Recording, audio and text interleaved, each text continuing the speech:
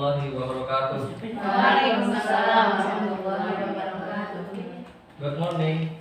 Morning, Ustaz. Oke, pertemuan sebelumnya kita sudah membahas PAI, pelajaran PAI mengenai berwudu atau ini ya, bersuci dari hadas kecil. Nah, selanjutnya kita akan membahas mengenai ciri-ciri usia balik dan untuk mensucikan dari hadas besar, yaitu mandi wajib atau mandi besar. Nah, sebelumnya untuk supaya lebih jelas kita akan lihat video berikut ini yang akan membahas mengenai ciri-ciri dan mandi wajib. Oke, boleh diperhatikan.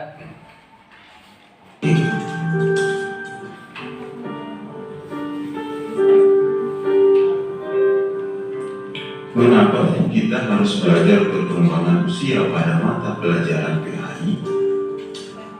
Ini karena berhubungan dengan kewajiban menjalankan syariat agama, yaitu usia balik atau dewasa.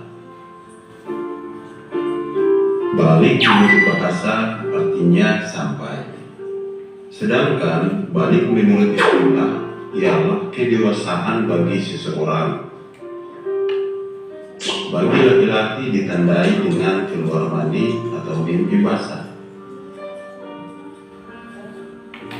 Dan bagi perempuan ditandai dengan keluar haid. Apakah kalian telah mengetahui tanda-tanda balik menurut fikih? Oke, sebelum dilanjutkan, Ustaz tadi mau bertanya apa di sini sudah ada yang umurnya lebih dari 15 tahun? Belum, Ustaz. Oke, belum ya. Belum. Benar, memang tahu. Kemarin baru ulang tahun. Yes. Oh yes. Oke, ya, jadi insya Allah biasanya kalau belum 15 tahun biasanya sih belum balik ya. Tapi nanti akan dijelaskan lebih lanjut ciri-cirinya apa saja. Nanti bisa kita lihat ya kita masing-masing yang tua dan yang apa. Setelah itu nanti kita akan mempelajari bagaimana tata cara mandi wajib. Oke, kita lanjutkan videonya.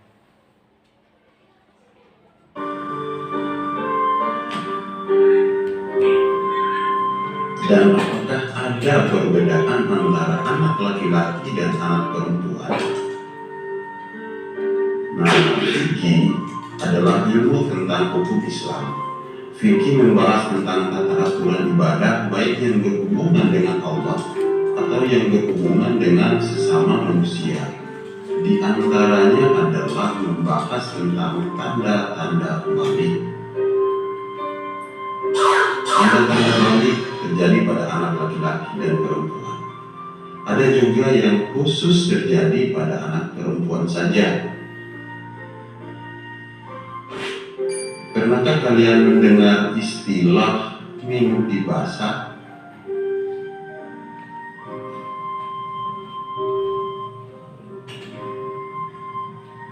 Suatu saat kalian akan mengalami sebuah kejadian namanya mimpi basah.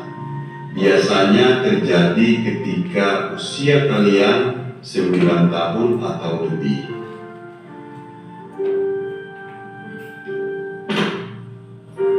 Apabila kalian mengalami mimpi basah, maka kalian bukan lagi anak-anak, tapi sudah tergolong balik atau dewasa. Mimpi basah juga dapat terjadi pada anak perempuan. Pada anak perempuan, usia balik ditandai juga dengan datangnya haid atau menstruasi.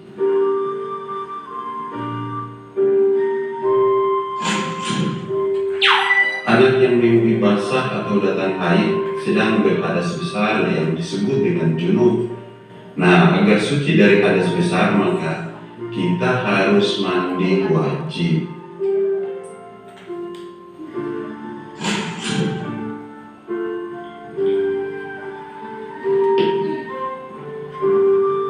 Berdasarkan perhitungan kalender Hijriah, anak laki-laki dan perempuan yang sudah mencapai usia 15 tahun, ia telah masuk usia balik, meskipun sebelumnya tidak mengalami tanda-tanda balik.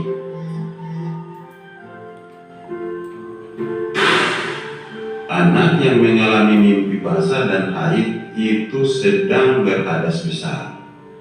Nah, untuk bersuci dari hadas besar dan bisa melakukan ibadah seperti sholat dan membaca Al-Quran, maka ia wajib mandi terlebih dahulu. Nah, ini tata cara mandi. Yang pertama yaitu mencuci kedua tangan 3 kali. Yang kedua, mencuci alat kelamin dengan tangan kiri. Yang ketiga, berwudu dengan sempurna. Keempat, menyela-nyela rambut kepala dengan air jika rambut kita lebat, atau menuangkan air sebanyaknya 3 kali jika yakin air bisa masuk ke pangkal rambut. Kelima, menuangkan air pada anggota badan. Yang keenam, membasuh kaki sebelum meninggalkan toilet. Nah, tata cara mandi nih, niat mandi itu dilakukan dalam hati pada awal basuhan anggota badan. Ini ada beberapa ketentuan larangan bagi orang yang berhadas besar. Yang pertama, sholat, sujud tilawah, dan sujud syukur. Kita dilarang. Yang kedua, dilarang juga melaksanakan tawaf. Yang ketiga, kita dilarang untuk berdiam di masjid. Keempat, kita dilarang membaca, menyentuh, dan membawa Al-Quran. Terima kasih, semoga video ini terbantu. Jazakumullah khairan katsir. Assalamualaikum. Oke, jadi pertemuan sebelumnya kan sudah dibahas mengenai berwudu ya. Sudah pada bisa ya? Ya, nah, saya yakin kalian semua sudah pada bisa berwudu. Nah, kemudian untuk pertemuan kali ini kita akan membahas mengenai tata cara tadi mandi wajib. Kenapa? Karena kan merupakan hal yang penting untuk kita kalau nanti misalnya sudah balik harus mandi wajib. Misalnya tadi sudah ada ciri-ciri balik. Nah, tadi sudah dijelaskan ya. Terus cuman ada yang tahu ini apa bahasa Inggrisnya?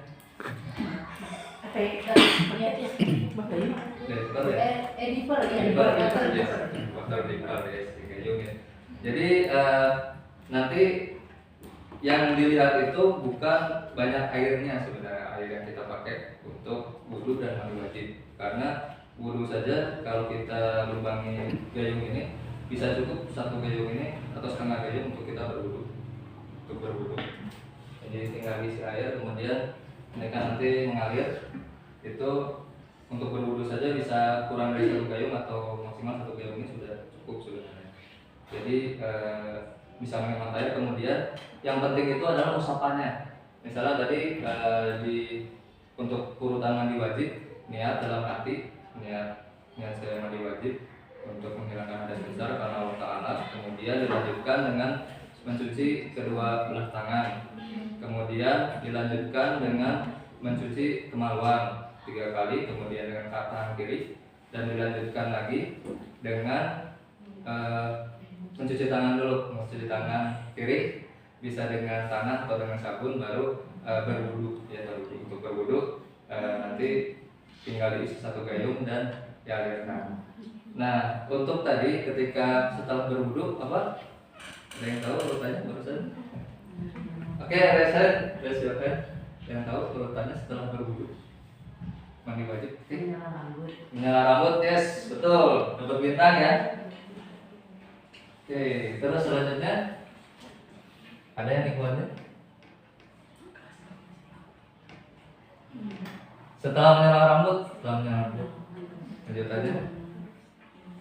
Lupa bisa. Yes. Setelah menyala rambut ini mulai dipakai gayungnya, yaitu kita mandi seluruh tubuh. Jadi tadi ketika menyala rambut itu kalau kata Ustaz tadi ya, itu kita harus nyela sela-selanya. Jadi rambutnya atau suku kepala penuh. Jadi bedanya menyala rambut ketika mandi wajib dengan ketika berwudu. Kalau berwudu kan boleh sebagian ya.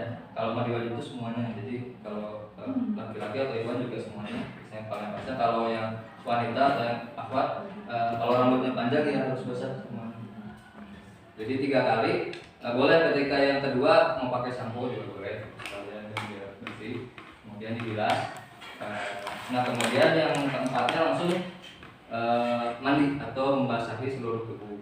Ya, beberapa hari yang lalu ada yang dites juga di kelas lain, ada yang kurang ya. Jadi dia dihitung airnya, padahal yang dihitung bukan airnya, bukan banyak kayunya, tapi ketika kita ini ambil air boleh 2 kali, kemudian usap dari atas sampai bawah ya, dari rambut kepala, kemudian ke leher ini, kemudian ini semuanya gosok sampai sela-sela jari kaki, itu baru 1. Nanti lanjut lagi, kemudian digosok lagi semuanya, diusap sampai sela-sela kaki, baru 2 sampai 3 kali. Nah itu yang pokoknya. Kemudian setelah beres setelah mandi disiram semuanya, ada lagi yang terakhir bentuk gerakannya apa? Ya, mencuci kedua kaki ya. Nah ini yang perlu diperhatikan. Jadi kalau di wudhu juga hampir sama, tapi harus lebih bersih. Jadi sela-sela jari sampai minimal mata kaki, mau dilebihkan sedikit boleh dibasahinya. Nah itu kedua belah kaki jangan lupa, jadi nggak perlu buru-buru. Dan itu sebenarnya kalau kita hitung waktunya kan sebentar ya, mandi wajib bisa dilakukan seminggu sekali atau ketika sudah waktunya, atau kalau yang nanti yang akhwat biasanya sebulan sekali ya, karena ada haid seperti itu. Nah jadi pertemuan kali ini kita tadi sudah membahas mengenai ciri-ciri balik tadi di awal ya. Salah satunya kalau untuk akhwat atau perempuan itu sudah haid, kalau untuk yang laki-laki atau ikhwan sudah ada mimpi basah atau mimpi basah ya betul. Nah jika itu sudah terjadi, besoknya atau kemudian harus mandi wajib. Sampai di sini ada yang mau ditanyakan? Oke, yes, silakan. Karena waktunya terbatas. Kalau pakai shower ada gayung bisa. Bisa. Makanya tadi kan yang dihitung usapannya. Jadi tiap anggota tubuh itu 3 kali. Jadi bukan banyak airnya tapi usapannya. Usapannya masing-masing 3 kali sampai ke bawah. Nah itu baru nanti lanjut ke gerakan selanjutnya seperti itu. Ya, jadi jangan lupa harus terusap semua juga anggota tubuhnya untuk mandi wajib. Oke, selanjutnya nanti silakan. Yes, sama. Ya, selanjutnya mulai mengerjakan tugas di buku pampletnya ada di halaman 93. Nanti bisa dibuka mengenai tadi yang bab 5 ya, ciri-ciri balik dan juga tata cara mandi wajib. Dan nanti insya Allah pekan depan akan dites ya masing-masing orang nanti untuk mandi wajib, tata cara mandi wajib. Karena supaya setelah kalian nanti sudah ini ya muncul ciri-ciri balik, nanti terutama sudah 15 tahun sudah bisa langsung mandi wajib seperti itu. Oke. I think untuk pertemuan kali ini cukup, dan kita tutup dengan hamdalah dan doa kifaratul majelis.